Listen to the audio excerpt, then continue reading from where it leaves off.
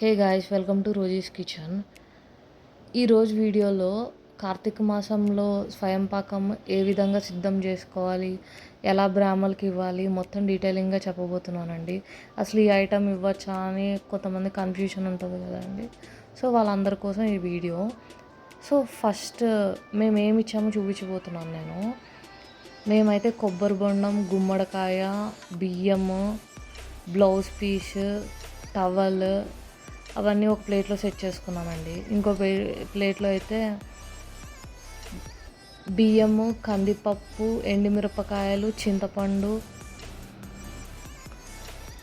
అరటికాయలు, కంద అనేది మెయిన్ అండి, ఇవ్వడానికి ట్రై చేయండి.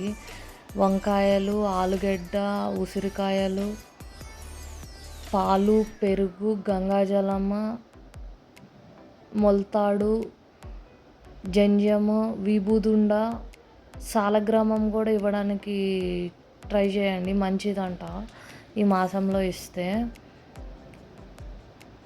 బెల్లము,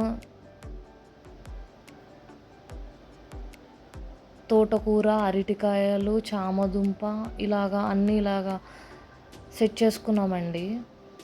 పండ్లు మీకు ఏది వీలైతే అది ఇవ్వండి, పండ్లు కూడా.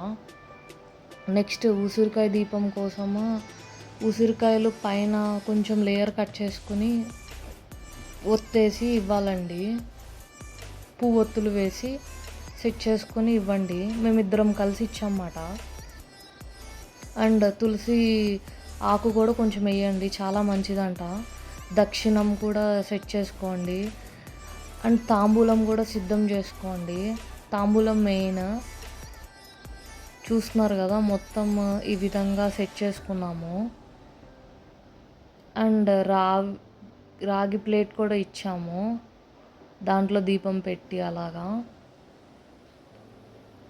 ఇంతే అండి, ఈ విధంగా కార్తీక మాసంలో స్వయం పాకం సిద్ధం చేసుకోవచ్చు. For more videos please do like, share and subscribe to Rosie's kitchen.